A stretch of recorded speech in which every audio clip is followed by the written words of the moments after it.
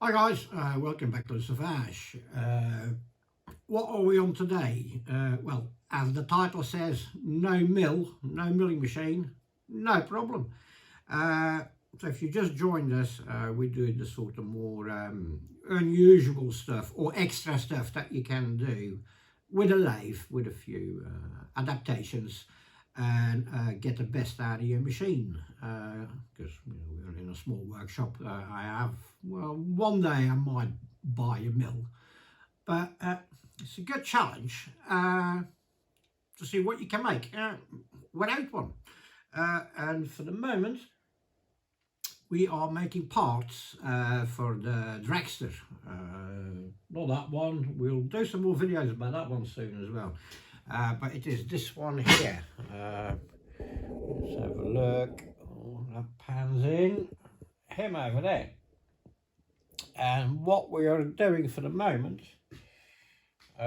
we are finishing this starter hub. It fits on here. Onto the crank, like so. And he's got an electric starter that starts him at the crank start, like a racing bike. And the second function, it is the hub for the pulleys to drive the supercharger. So the pulleys were made out of aluminium, but then we can change the ratio of the pulleys without have to change the whole thing. So this hub and the hex, it is all milled on a small South Bend lathe. Well, we've got two of them actually. We've got two lathes here.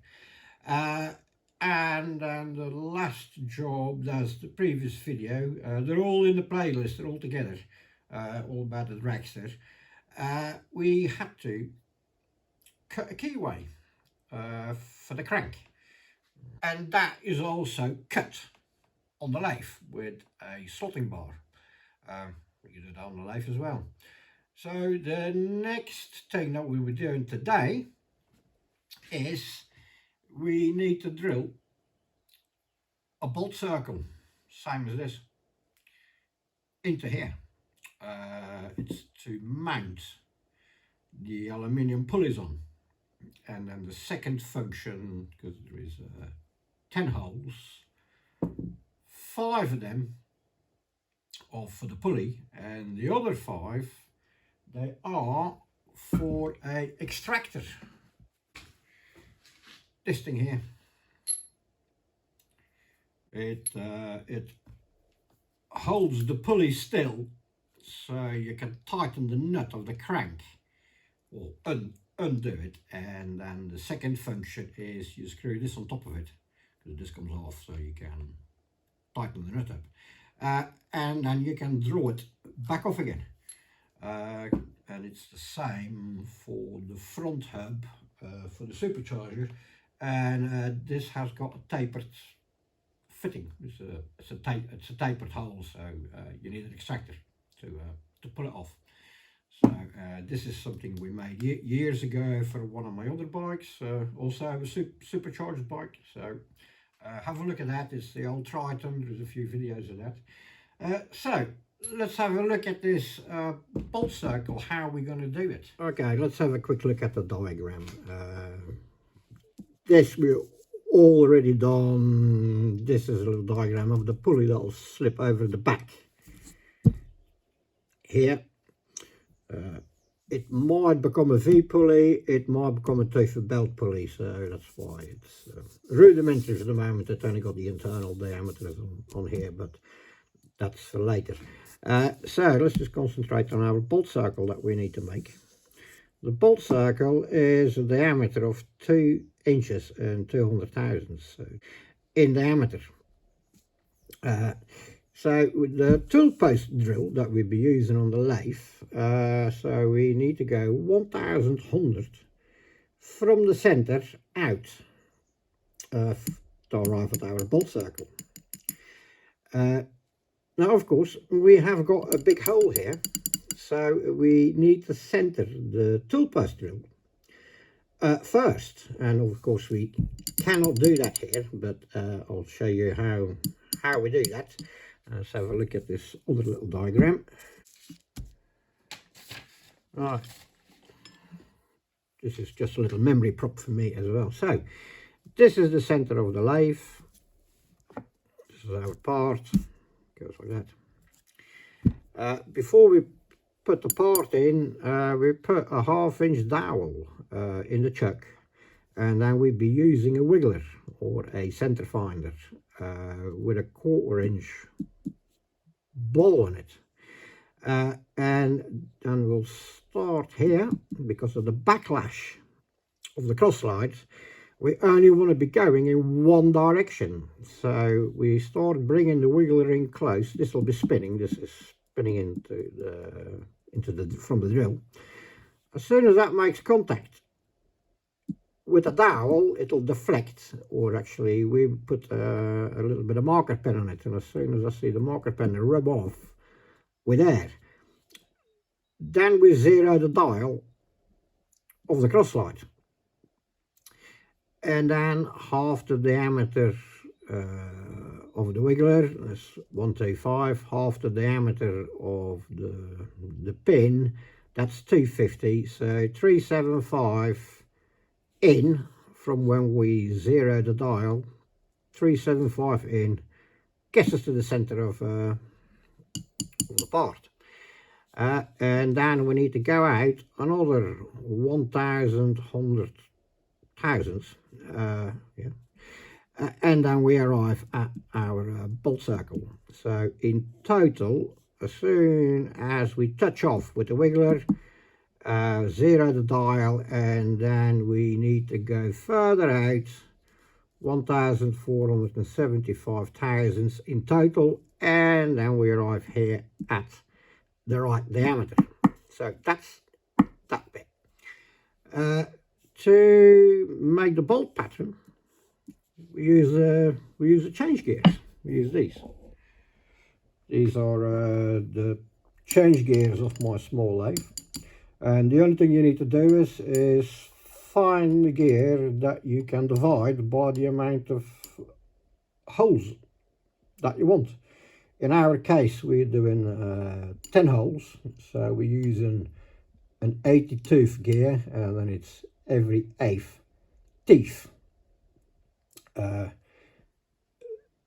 we lock the gear in. We mount these on the back of the headstock with another little bit that we adapted, and then basically the gears. What I like to do is we got a Tipex eraser, you know, white, it's like a white paint, and you can mark the gears so you know where to lock it. They're quite handy for that. And then we also have to do one more little thing, is that the key slot that we cut into the lathe on the crankshaft on the engines, that is also top dead center. Exactly. So before we took the slotting bar out, we changed it to a scribe, and we scribed this line on here, and we can use that, and we project it here, and we can use that afterwards for top dead center for timing purposes, you know, to time the engine up. So it's nice that you have got top dead center marked. Now when I milled this, I did not aim for top dead center here, but that's okay. So we want to start our bolt circle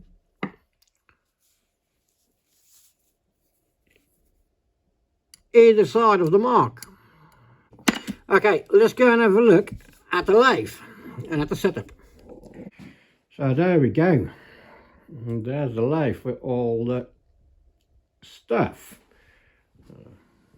all the chucks, and there's our little 9-inch. We take the change gears off. So on the back here we set up 80 tooth gear with 10 divisions, and then we marked, what is it there, that little dot there is in between the two. So that's what we'll line this one up with the woodruff key, with the slot. And then we got a tooth here. It's ground to the right profile of these. Slide that tooth in till it locks, and then you can drill the holes. So here we got our tool post drill. Now have a look at it and leave a comment if you can figure out what this used to be. It's not that hard actually. So when we made this, so this platform with these two clamps here, we bored them using the lathe, so they are absolutely perfectly on center. So here we're going to have a wiggler as well. So, but the first thing what we need to do is, well, we've already done it. So we have got, that's the bolt from the compound slide, and then we did drill 2 more holes in the cross slide here to mount various things on. Now they have got a tiny little bit of play in them, so it is straight, but then I have to tram it in so it's perfectly run, set up parallel. We just grip the chuck onto the 1/2-inch dowel here and close it. And on the back, conveniently, I have got a center hole from the shaft, and then I put the tailstock in the back of it. Then we tighten these bolts up, and then the drill is trammed in. I will make another one, because this actually, I'll tell you what it is. It's a cheap Chinese drill. That's what it was a little pillar drill. But what we had to do is we chopped it in half here, so I could put this part in a 4-jaw chuck and machine the 2 bosses onto it, because it was just a rough casting. But so we indicated the hole, and then we machined 2 bosses on it for these 2 clamps. And the bearings are fine for the little Chinese drill. It runs straight, it's lovely. Only the quill into the body has got a little bit too much play, so we will not be using this. We'll be using the carriage to drill the holes in. We'll log that off. One day I'll make a new housing for this where the quill will fit properly and use this gear again. So the nice thing about this is most tool post drills, you can only either drill a hole that way or that way. But because you got a quill, we can drill under any angle, you know. So, right, I'll set up the camera and then we'll touch off and set our distances here, lock the cross slide off, and then we can dial in the parts. Then we need to zero the indexer with our slot here, and then we can start drilling. All right, I'll bring it back in a minute. Okay, so first things first, so here's our wiggler, if you haven't seen it, or a center finder. It's a friction fit. There's another ball in here. It's a friction fit into the socket here. You spin it and then you just touch it ever so slightly and it'll self-center till it runs perfectly. It'll stop wobbling and it'll be perfectly centered. Then we can go around the back here and bring it in till it just touches this part.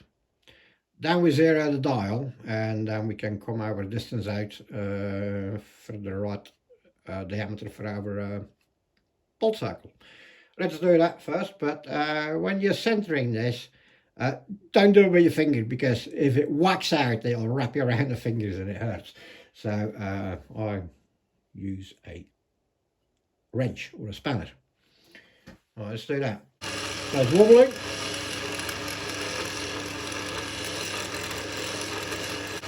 Nice and centre now. I'll just use a bit of marker pen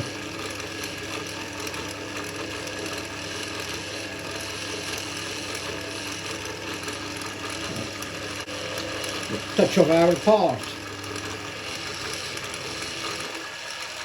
So we just see a little line appearing on the marker pen. There. You can see that. Just touching it now. We can zero the dial.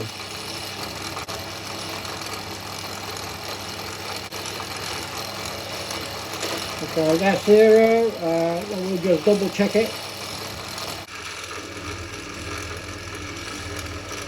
We just double check that we're on zero. So we'll touch off again. Zero. And our little line is just appearing. If I go 1,000 more, it should flick off.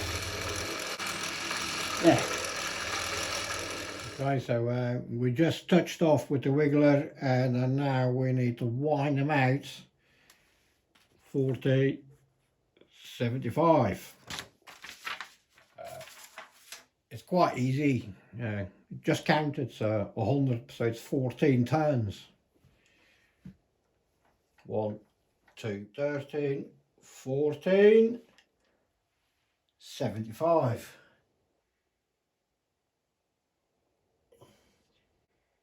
40, 30.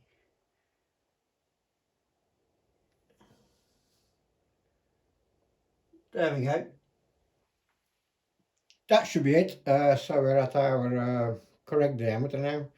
I'll lock the gib up and then don't touch that. Right, so we change the wiggler to a point, and then we'll line it up with our mark here. What is the center of our key slot here? And now we dial in the indexing wheel on the back. So our holes want to be either side of it, so I keep the mark. That's the idea, so we'll fire that up. Definitely don't try to do that one with your finger.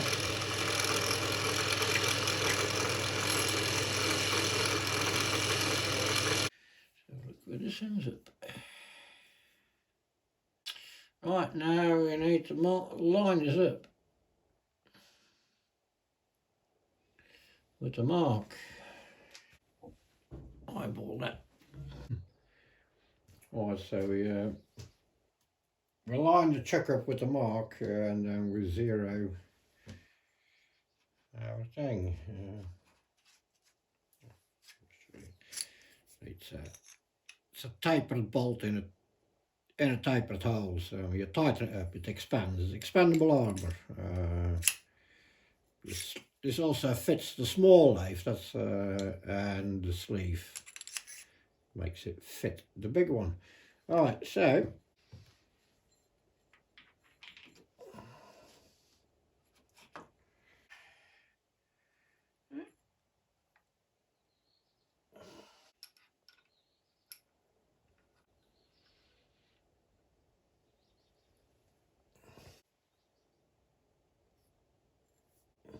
slightly too high, and bring them down. Yeah, it makes contact. Ready for the first hole. Let's put the center drill in. So we'll just drill all the center holes first, but before we're going to do it, I'm just going to touch this center hole and the opposite one, just a tiny little divot. Then we could put a pair of dividers over it and just double check our diameter, just to be on the safe side.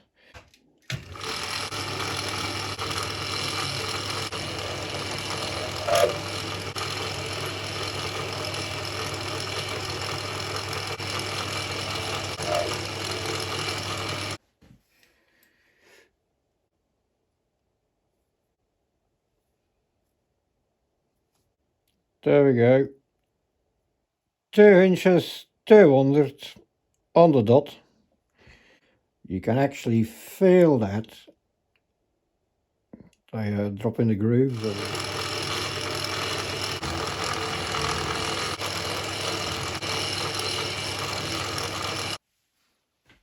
We want to slow the drill down a bit. He's going mighty fast. Let's change the speed. Let's go a bit slower. Quite close to the chuck, so I'll set a stop as well. Now we can drill them all exactly at the same depth. Otherwise it'll hit the edge here, so I don't have to watch it now. Alright, do all the centrals.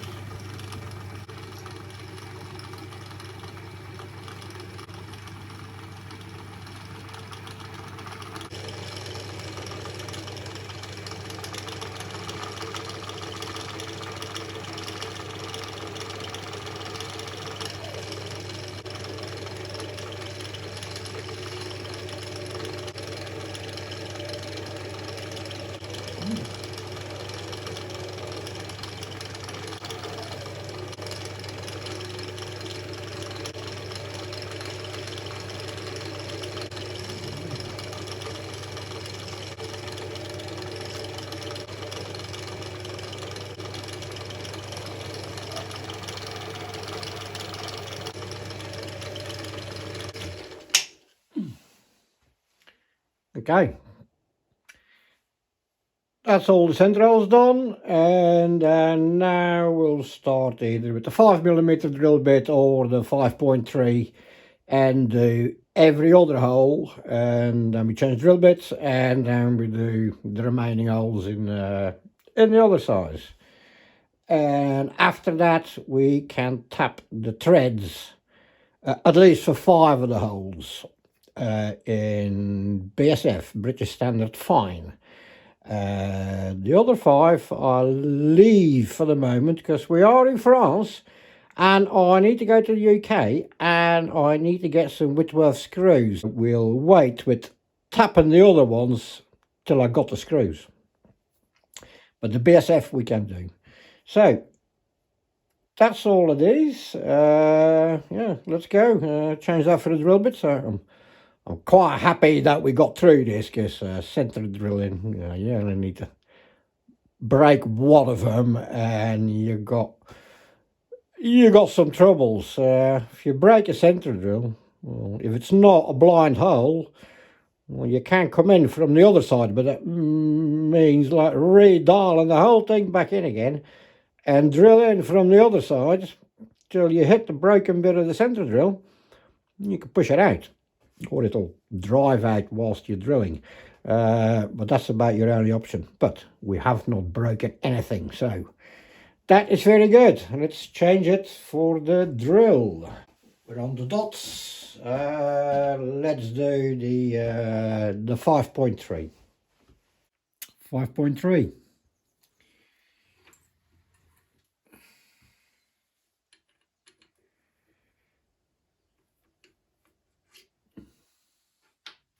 Okay, so we drilled all the 5.3 holes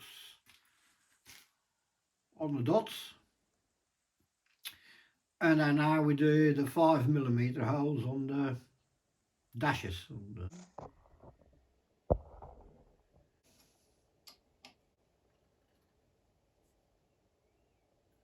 So we go in, lift it up a bit, come back down again.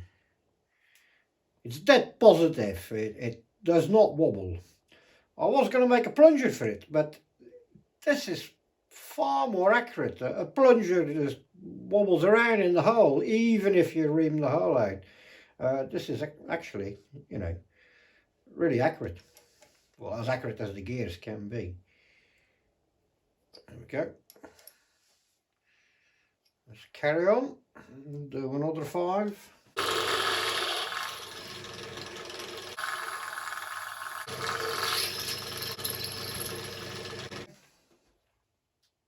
That's all the holes done. So you can see with hardly no money, you can do, you know, you can just change it, you know.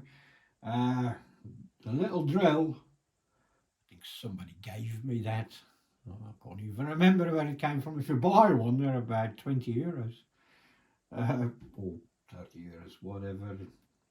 The slab that I got from a machine shop, and they did mill it square for me, so we can tram off the side here as well. A couple of little blocks. I mean, like the whole setup. A bit of an old plate. It's just like, it's a little bit of work making a few little pieces, but I don't think it cost me any more as £50, $50, you know. And you can work accurately with it, and you know, it's bids spending $2,000 on a milling machine. Now there are a few things you can do with a milling machine you can't do with this, but we can do quite a bit with it. These splines here was a test piece. That is for the supercharger shaft in my other bike. Have a look at supercharged Triton. This was the test piece for it, but this is also cut on the lathe. Actually, not on this one because I didn't have this lathe at the time. We did it on the small blue one, on the little 9-inch. Look at it. It's perfect, these splines. They run concentric with, and I also had to make the female spline as well, obviously. We make the 2 parts. So they are super accurate. And it spins at 7,000 RPM, that thing. Again, just on an old lathe. So if you just pay a bit of attention, you know, you can do quite a bit. Okay, I'll set it up for the threading. Have a look at the other videos if you like this sort of stuff, you know, crazy shit on a lathe. We've got quite a few videos where we sort of do things slightly differently. Another piece. Nobody's got one of these either. It's a Morse taper 4 for big massive drills up to 2-inch. It's got the thread of the chuck on it. It screws onto the spindle, and we can drill big holes. Now we take that off, put a big angle plate on here, and we can drill massive holes because my pillar drill hasn't got no more taper facilities, and once in a while we do need to drill some big holes. And again, old lathe to the rescue, make a part. That taper we cut with a taper attachment actually. There's a video of that as well, have a look at the other videos. And then, yeah, you've got a massive horizontal drill. You know, we do horizontal boring, the same as one of the other videos. This boring head here, it's massive. I made a back plate for it. It's actually the screw thread for the small lathe. And then again we fix a mounting plate on the cross slide here, on the other lathe. Actually now that we got this one, I'll make another back plate and make it so it fits this lathe. Well, I can just stick it in the forge job, and then we do horizontal boring with it. The big aluminium plates on the supercharger, they are all bored like this on the lathe. So the whole setup actually doesn't cost much money. It is just, you have to just be a little bit just think out of the box a bit, I suppose, if that's the correct word. And then yeah, you can do quite a few things. So I'll get ready for tapping these holes. If you like it, please like and subscribe, and we'll soon see you on the next one. I'll finish that off. What else can we say?